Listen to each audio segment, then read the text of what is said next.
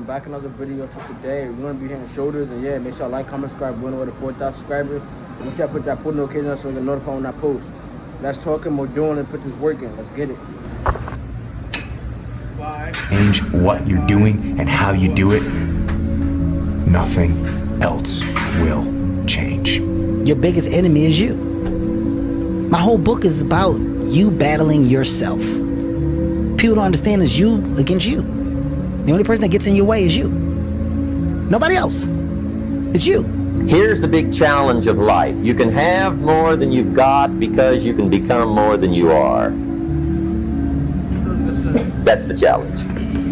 And of course, the other side of the coin reads, unless you change how you are, you'll always have what you got. Most people don't want it that badly, which is why they always ask the question, man, how did you get to where you are? You know how to do it. You know exactly how to be you or how to be me.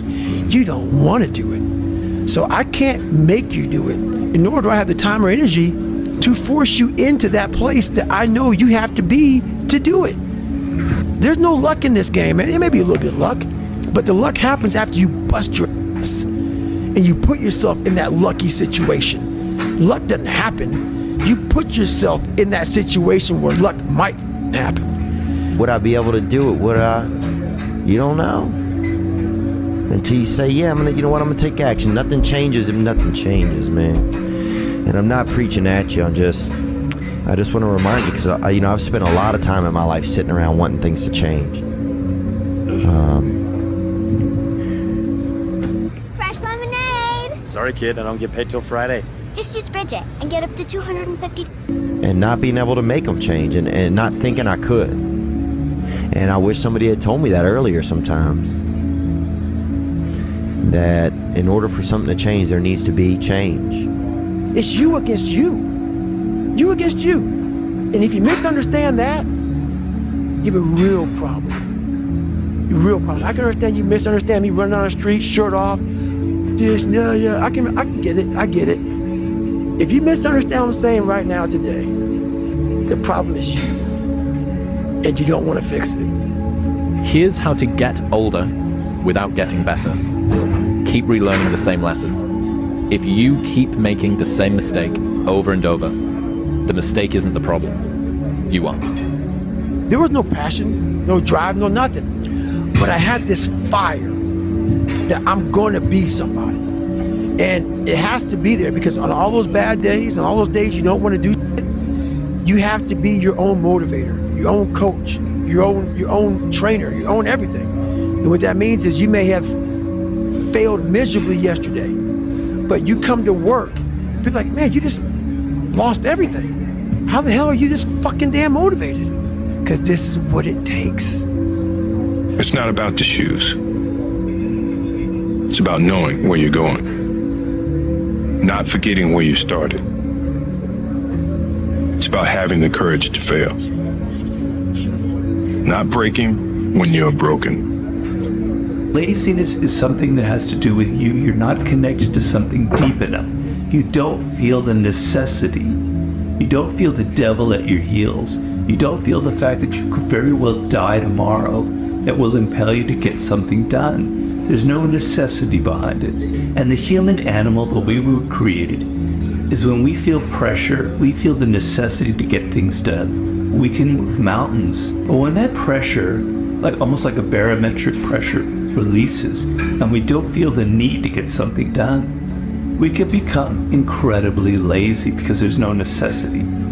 So you have to create necessity in your life. You have to create the need to get things done. Why do that much? Why go that far? Why try to become everything? That's a good question, why? And you're the only one personally that can answer that question for yourself. One of the big thrusts for success is to come up with a strong enough why. And if the why is powerful, the how is easy. If the vision isn't clear, the old prophet said, without a vision we die, without a vision we perish, without a dream we're nothing. Most people, the bottom 80%, are lazy. They're looking for an easy way. They're looking for a shortcut to be successful. And there aren't any. But if you do something repeatedly over and over, you develop a habit. So most people are in the habit of looking for easy ways to get the things they want. It's almost like you have to have the ability to go to the deep end no matter whether or not you'll ever go there. Right. Yes. And some people are like, well, I'm never going to go to the deep end. Mm-hmm. But you should be able to. Yes. What are you willing to give up? What are you willing to sacrifice? What are you willing to forgo? If you're struggling, if you're frustrated with yourself, if you're at that point where you're so sick of yourself and your excuses, I've been there, Stephen's been there. This is a normal part of the human experience. And at some point, either the pain is going to get big enough, or you're going to bump into somebody's story somewhere on this planet who has been in the position that you're in right now, facing the stuff that you're facing right now, and there is something about their story at this exact moment in time that will ignite something in you that is missing, and what is missing in you right now is hope.